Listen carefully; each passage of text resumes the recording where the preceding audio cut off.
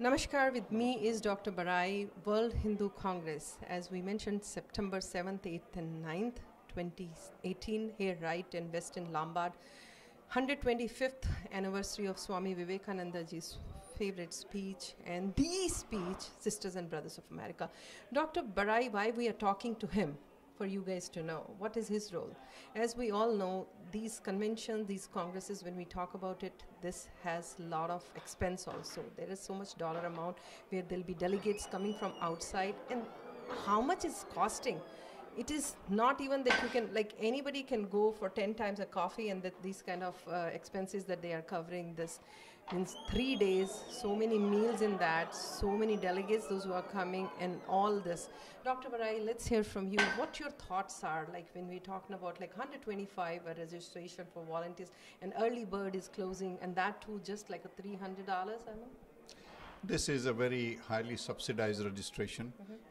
The registration for delegates who come from abroad includes 3 days of stay in hotel, 3 meals a day, plus whatever snacks are served during that time.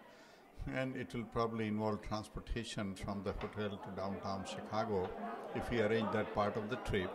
So clearly this is going to cost us somewhere between $1,300 to $1,500 per person. Now, to encourage more people to register, it's a highly subsidized registration, like $300. So clearly, per each person, we have to find $1,000 to pay for his or her expenses. We are collecting donations, and we say that Indian American community as an ethnic group has the highest per capita income in USA.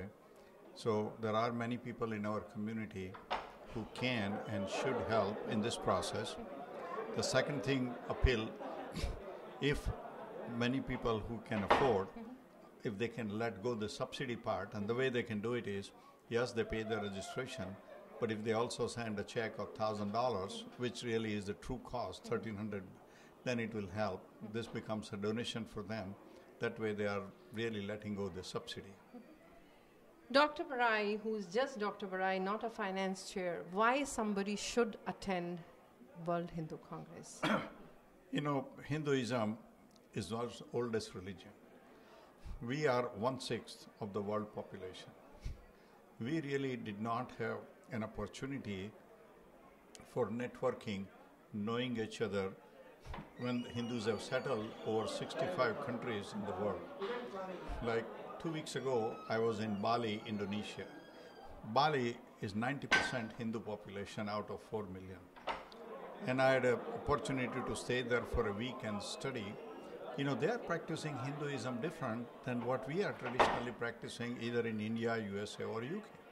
Because they were cut off from outside, but they have been practicing Hinduism right as it was practiced in 10th century. But there is no connection. So we want to have a sort of common platform where Hindus settled in more than 65 countries all over the world can know each other, and we can help each other both spiritually, educationally. There are issues that may be pertinent, either economic issue, educational issue, women's issue. So there are many things that we can do by meeting each other and trying to sort out those issues. We want to bring Hindus into the mainstream of the world. So what he's trying to say, when we talk about World Hindu, when we talk about like Hindus at large, Hindus are not only there for ritualistic purposes. Hindus are into world largest economy that we've been created. They are contributors to the world. I mean, like we just see how much IT they see. We do see he himself being a physician, how much has been given to the health field, no matter here or anywhere. When we talk about the women's, what the women leaders of Hindu origin doing, media has so much Hindus, because their perspective has to be talked about it. And then youth, what will be the youth of future? What's your message to the youth? Who will be the torchbearer? You will not stay there tomorrow. I'm not going to be here. What is there for them in this convention? You know, in life, when you are young, we run around thinking there is no tomorrow. But eventually, spirituality settles in.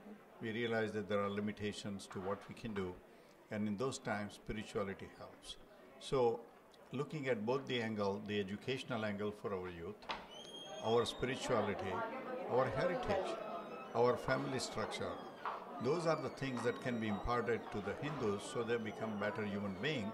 And a better human being who is at peace with himself and is highly educated, whose family structure is very stable, they are the ones who become successful in the world.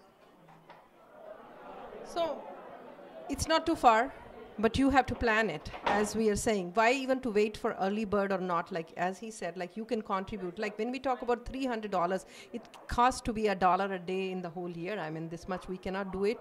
And then beyond that, because mandirs are going to be there if we will be, because mandirs are, we have so many temples. But what about beyond temples actually? Showing people, because they should not be seeing it when, and if you can get somebody as a delegate, I would like you to stress on that. Like, you know. Well, we would like as many people as possible to register as the delegates. You can see what the conference is going to do. Actually, there are 7 different tracks for this conference, and it's an evolving thing. In future, there may be even more. So we want to see how we can help Hindus each other in trying to come to the mainstream and better ourselves. Thank you so much for sharing, and we wish this Congress good luck. And another thing, we want your shoulders to be strong, so that because as 2022 they are going to Bangkok, so this funds what we're collecting, it's going to be, because then we don't have to worry about generating again and again, and it should be right there, and then there should be donation coming in on a continuous basis. Thank you very much.